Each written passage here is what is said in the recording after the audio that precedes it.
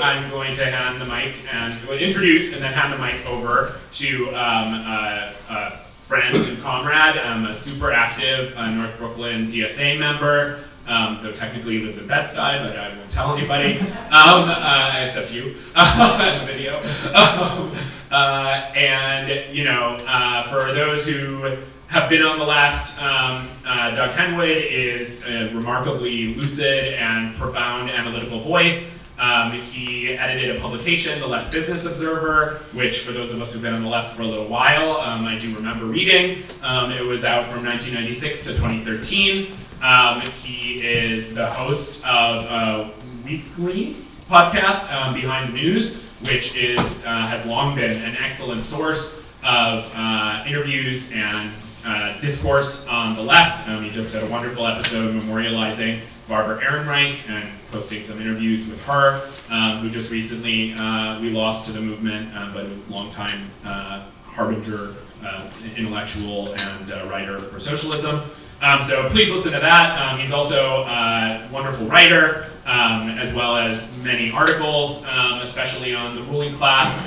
For instance, in a recent issue of Jacobin, great article on the ruling class. He's also written several important books. Most recently, My Turn, a book about Hillary Clinton with an amazing cover, a book called After the New Economy, and the book that you had some readings from today, Wall Street, which, for many of us who, I remember when Occupy Wall Street was happening, and people were trying to wrap their heads around, what the hell is this financial system that is coming crashing down, and, how is it that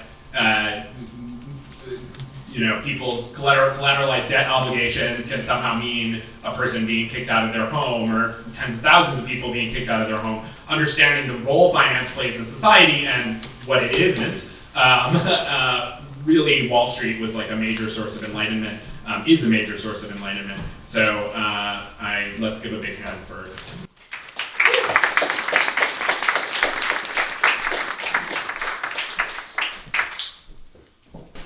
Thank you, Jeremy, and thanks everyone for coming. Let me get myself in order here.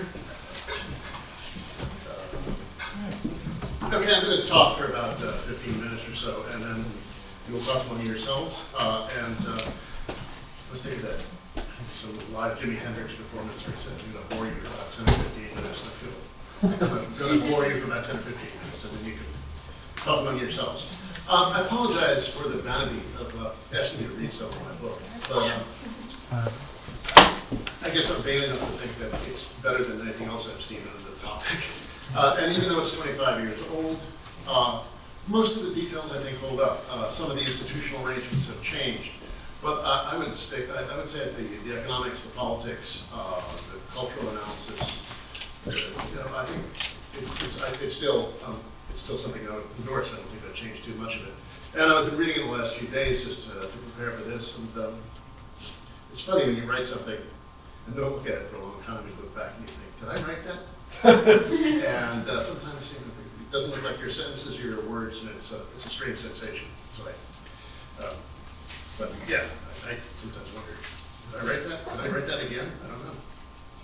Anyway, I'm going to talk mostly about U.S. finance. I'm sorry, that's provincial of me, but international dimensions are really a topic in themselves, and a very large one, and it's really beyond the scope of this. I'm going to say a couple of things about international finance, but not very much, which is also true of the Wall Street book. I was focusing on the U.S. because it's what I know best, and I didn't want to get too carried away by trying to talk about everything. And also, over the last 20 or 30 years, the rest of the world's financial system has come to resemble more and more the U.S. one. So we are, in many ways, a dominant influence on global finance and remain that, despite the erosion of U.S. prestige and the erosion of the U.S. empire and all those things, the relative decline of the U.S. dollar and all that sort of thing. It's still incredibly dominant, incredibly powerful, and we're seeing now with the sanctions against Russia just how powerful the dollar is and how powerful how it hooks up with U.S. imperial power. So now most of the time, the financial markets just chug along with civilians not really paying much attention to them. This is not one of those times. The financial markets are very much on people's minds. We see the Federal Reserve raising interest rates in an effort to fight inflation. The idea is, if not to provoke an outright recession, which is quite a possibility that may happen sometime soon. And by the way, recessions are just so routine in capitalism. The idea that they're going to cause a recession as if it were something like falling off a cliff or something. It's such a routine part of life. It's one of the things that makes capitalism so terrible, is the routineness of recessions. But anyway, the idea is to slow the economy enough, reduce demand, and to have demand now meet what is a very supply constrained economy. We saw trillions of dollars of purchasing power injected in 2020 and 2021 to fight COVID and to keep people alive and to save some businesses that didn't necessarily need to be saved. But and while those interventions were totally necessary, it did create a lot of demand in an economy that really couldn't meet it because the supply chains were famously clogged up, and factories and other entities were hollowed out because too many workers were sick to work. So we had this combination of an enormous increase in demand and a real constraint on supply, which has given us inflation. And the only way that capitalism knows how to fight that is to reduce demand by slowing things down. But anyway, higher interest rates are fairly effective at slowing an economy down. Low interest rates alone can't revive an ailing economy. Individuals and businesses might not want to spend regardless of what the interest rate is, or may lack the money to spend. But higher interest rates can crash a booming economy. Higher interest rates generally first hit the financial markets, stocks and other speculative assets, and housing markets. And while there's a large economic literature on how monetary policy works, what its mechanisms of transmission are, those are the leading candidates, the financial markets and the housing market. And we're very well into the first phase. US stocks are down about a quarter from their peak at the end of last year. And Bitcoin is off about 80% from its peak. It was last November. So these speculative assets are really, as they say in Wall Street, taking gas. And as a result of that, people are feeling poor. In some cases are literally poor, or if they have the money, they feel less inclined to spend it. And so now we're seeing the housing market, which had been rising modestly before the pandemic, which took off in a tear through 2020 into early 2022, has been also showing signs of decline. We've seen over the past couple of months the first decline in housing prices by some measures since 2012. So it's really been quite a reversal in what we've seen, and the higher interest rates have done that. And this will eventually, presumably, put a damper on employment and the rest of real economic activity. So I've already begun to establish that the financial markets matter to the real economy, and I always like that term, the real economy, which is popular on Wall Street, because it implies that their world is unreal. But in fact, it really is all too real in a lot of ways. But let's talk a bit more about some of the details of how finance is working. It's often said that finance is irrelevant, unreal, fantastic, epiphenomenal, parasitical, seen as somehow separate from the worlds of production and labor. Now that is a very treacherous road to walk down. Separating production and saying it's good from finance and saying it's bad is a frequent move among a lot of populists, especially right-wing populists love to do that. And what's so strange about it is the whole goal of capitalism is to make money. And the idea that the satisfaction of human need is the intention of the system is somehow the financiers are screwing it up is really just at odds with reality. But another reason that separation of finance and the real or the productive economies is dangerous is that it is often leads to a kind of anti-Semitic turn. And there's a very good essay by Moishe Stone about this, that you have the good Christian manufacturers and the bad Jewish financiers, and that all the nasty stuff about capitalism, the greed, the indifference to human suffering, all those kinds of things, all those evils are projected onto the bad figure of the Jewish financier. So I would really, like, aside from the fact that it's just empirically bad, I'd really caution against going down that road of somehow trying to make production good and finance evil. It's just, it's a bad, it's misleading, but it also leads to sometimes hateful results. And like I said, you should never forget that the whole goal of production is the accumulation of money, and whether that satisfies human needs or not is purely accidental. We should also, before I go too much further, shed the idea that the markets are populated by rational actors who are dispassionately evaluating economic and corporate prospects. They're in fact populated by the sorts that Keynes described in the chapter from the General Theory, chapter 12, that I suggested that you read. It's one of the greatest things ever written on speculative markets. It describes this world of really emotionally immature actors who are driven by emotion into extremes of despair and exuberance that often whipsaw wildly and cause all kinds of instability in the real world.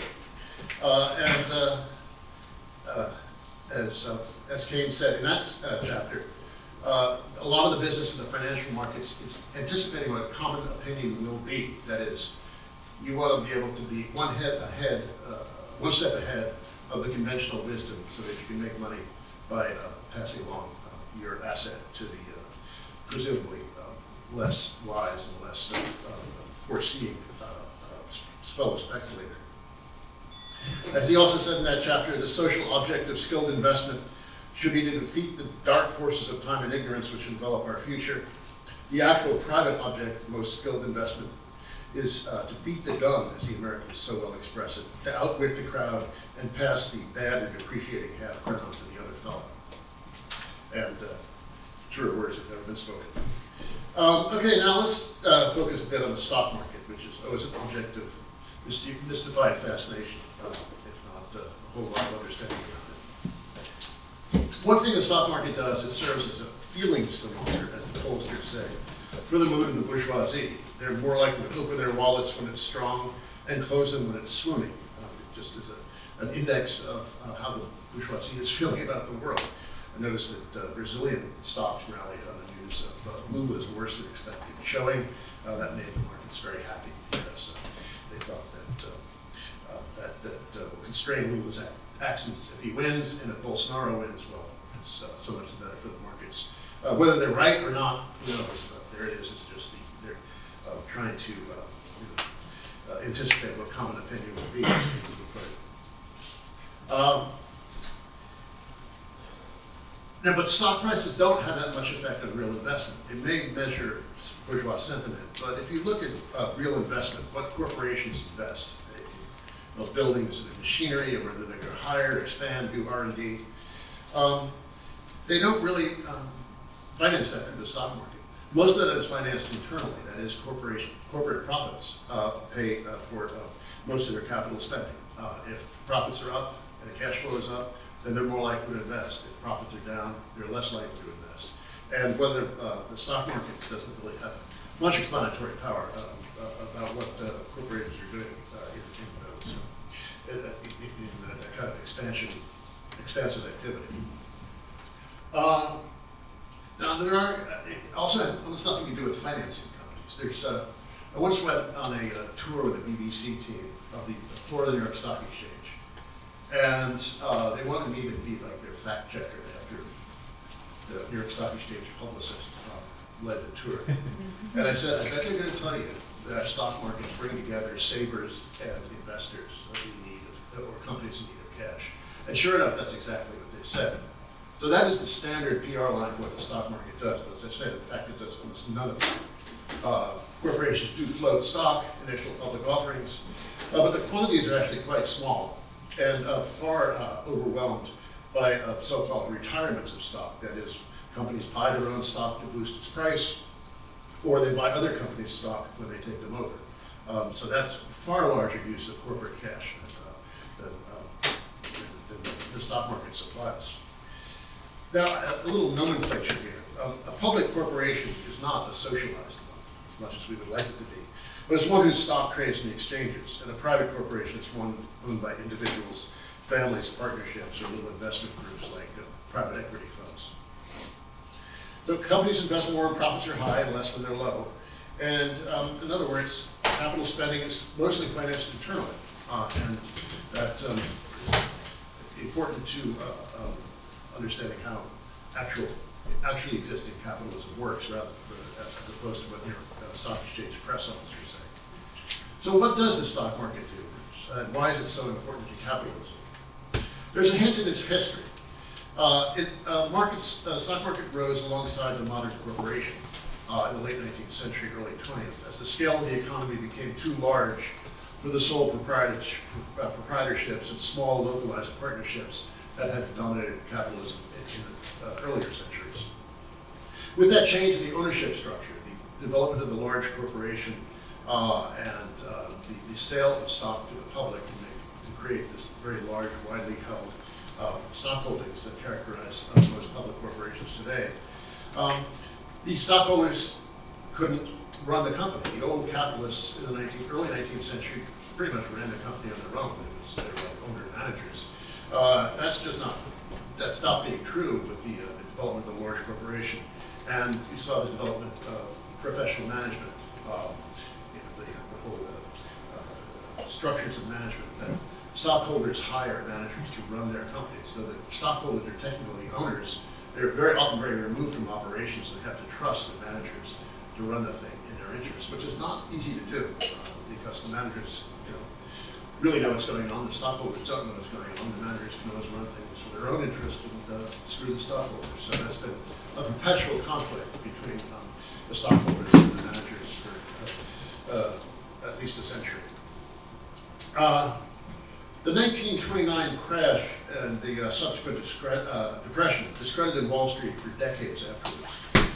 Shareholders and other financial operators had been very active in running corporations in the early 20th century in ways that have become familiar in recent decades, that buying and selling whole companies, pumping up rather fraudulent operations and running away with the proceeds. But in the early post-World War II decades, that model really receded, and you had corporations largely run by management with little interference from the stockholders. For one thing, the economy was working pretty well in the 1950s and 1960s. Of course, black people couldn't vote and women couldn't get credit cards, but it was working pretty well otherwise. So the shareholders didn't really care very much. Stock prices were rising nicely, the profits were rising nicely. They would get their dividend checks and cash to them and not really be very much interested in what the company was up to. But as economic performance deteriorated in the 1970s, and with it financial market performance, stocks and bonds had one of their worst decades in history in the 1970s. And shareholders mobilized to demand a rededication to the principle of maximizing profits. During the 50s and 60s, there was a whole mythology developed around the soul pool corporation that cared more about things other than profits. They cared about community and their products. And a lot of it was nonsense, but it wasn't completely nonsense. But the shareholder revolution that began in the late 70s, early 1980s, was an assertion of financiers' power over the productive apparatus that they hadn't demonstrated since the 1920s.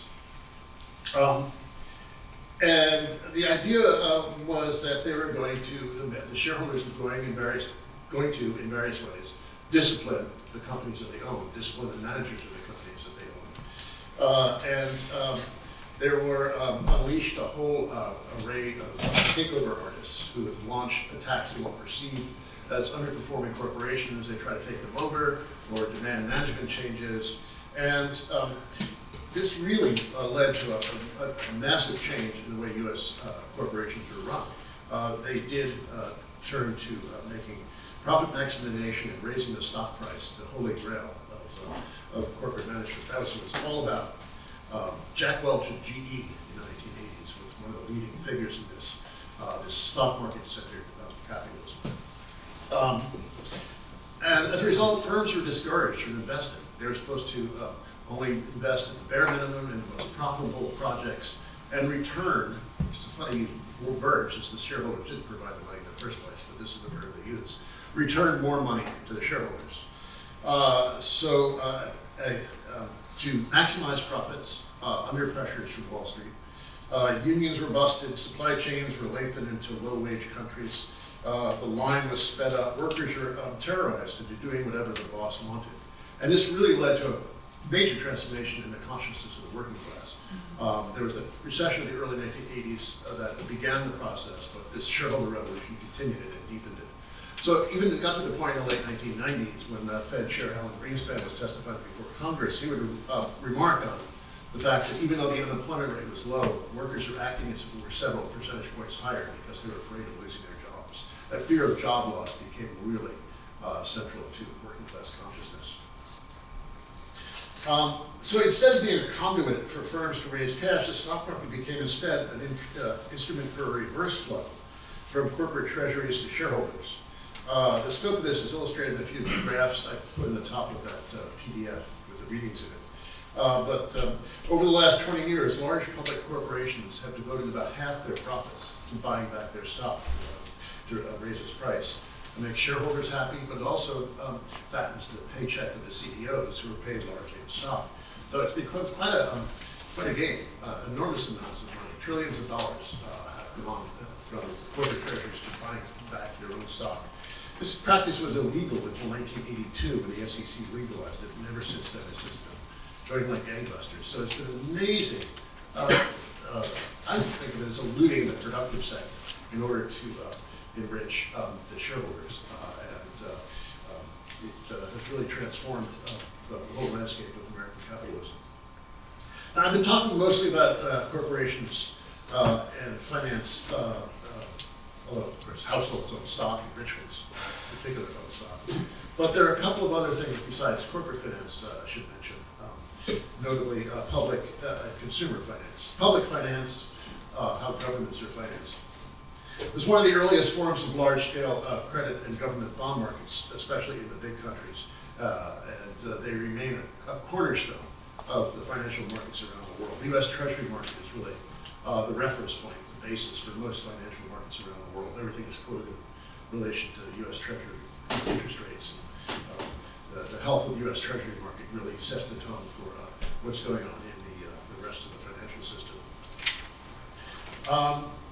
But just as the stock market was a mode for which an owning class formed itself, it allowed, instead of having individual capitalists tied to an individual corporation, it allowed the entire class of the rich, probably you want to define them, to own pieces of productive apparatus of the whole economy. That's what the stock market is. When you're owning a piece of a mutual fund, you're indirectly owning a very large array of corporate properties. Just as the stock market is a way for an owning class to form itself and exercise its power, so too government bond markets are a way for the bourgeoisie to exercise power over government policy. In the U.S., the power of the Treasury market was foregrounded in the 1990s when Bill Clinton's schemes to invest in people, which to be sure were more about words than money, were challenged by the bond market. And Bill Clinton was famously very annoyed by the fact that his program was being constrained by, I think you call it a bunch of fucking bond traders. The bond traders thought it would be inflationary and too generous, and it might give the working class an attitude, which keeping the working class on its back foot is always something that the owning class wants to do. If we would go back a couple of decades into the 1970s, the New York City fiscal crisis was in many ways a dress rehearsal for the neoliberal counter-revolution that followed in the 1980s. The banks decided the city was spending too much money, and they thought the city needed to be reined in, so they stopped buying New York City bonds. The city was quickly rendered broke, and the governance of the city was turned over essentially to a committee of bankers led by Felix Roden. And they instituted an austerity program to the point where we're still living in this world. The idea that the city can spend money on infrastructure or social welfare is still a disrepute. Many years after 1975, when the city went bankrupt. Or we can look at the same thing on an international scale. when the financier class forced protected markets open to trade and money flows and imposed strict austerity programs on mostly Latin American debtor countries who run up big debts in the 1970s and then went bust in the 1980s. And U.S. financiers, along with the IMF and U.S. Treasury, were able to, through the Latin American countries' desperate need for more finance, were able to insist on restructuring of their economies, opening up to foreign capital flows, opening up to foreign trade. In recent days, we've seen the bond vigilantes, as they used to be called, come back to life to punish Britain for an admittedly stupid set of tax cuts for the upper brackets. And the new government of Liz Truss has been forced to reverse itself, which is not something you see in a major country like Britain every day. And then there's consumer finance. It certainly didn't exist in Marx's day, but it fits within his analysis. And the credit system allows capital to break beyond its immediate boundaries. It got sort of started in the 1920s and didn't really get going into the post-World War II years. First, we saw mortgages in the early post-war decades, which financed the suburbanization boom, enormous growth in mortgages. And then consumer credit, like credit cards, auto loans, and more recently, student loans. Mortgages allow people to buy houses that cost many multiples of their annual incomes. But having that kind of credit also, we'd be better off in a socialist society having housing that wasn't so expensive and that people could just afford to live in without going into 30 years of debt to buy a house. But it's what everyone wants to do, or it's the great dream of the middle class.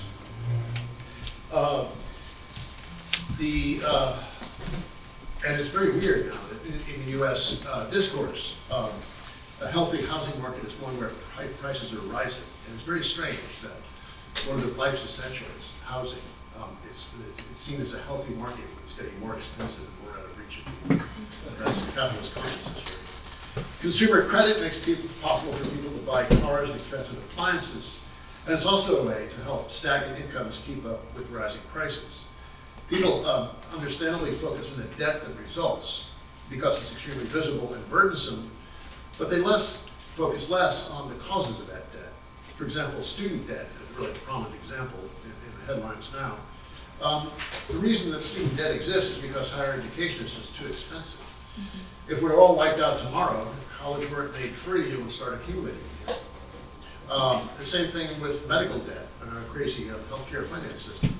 Or people suffering from illness or unemployment use credit cards to pay the bills instead of having a civilized welfare state to turn to. In other words, consumer credit in the U.S. often serves as a private substitute for what should be socialized support. Mm-hmm. And I wish the discourse around debt focused more on this aspect and less on just the giant mass of debt and what we can do about it. Okay, but enough of the dystopian angle of finance. Let me end on some of the utopian aspects of the credit system that Marx wrote about beautifully, presciently, in the third volume of Capital. I already mentioned how the credit system allows capital to break beyond its immediate boundaries, but basically that means just more capitalism, which is not something that DSA members are particularly charmed by. But more hopefully, financial markets show, and this I'm stealing from Marx, this is not an original idea, the social nature of production. Now, in the old days before the financial system was so developed, people would just have very isolated understandings of how capitalism worked. The financial system really brings the whole thing together in a big whole. And when things are expanding, it does so in positive expansionary ways, but when things really fall apart, you become really reminded of just how interdependent we are, and the financial system is one of the ways that becomes obvious. And then there's the joint stock company, which Marx has several pages on, which I quoted in those readings, in Capital Volume 3, that by replacing the owner-manager of old with a professional manager answerable to outside shareholders, this shows that capitalists are really unnecessary for running an economy. They really contribute nothing. And these outside shareholders who get all this money stuffed into their pockets contribute money, nothing. They just extract surplus value in very obvious forms in very large quantities, but they have no particular expertise how to run it. So it's quite what this forum says to Marx and to me is that workers can own a company and hire managers answerable to them, just as shareholders can today hire managers that are answerable to them. I know that's a somewhat dreamy suggestion, but it is nice to see some hope for the future area, what looks like a sick system of finance. Okay?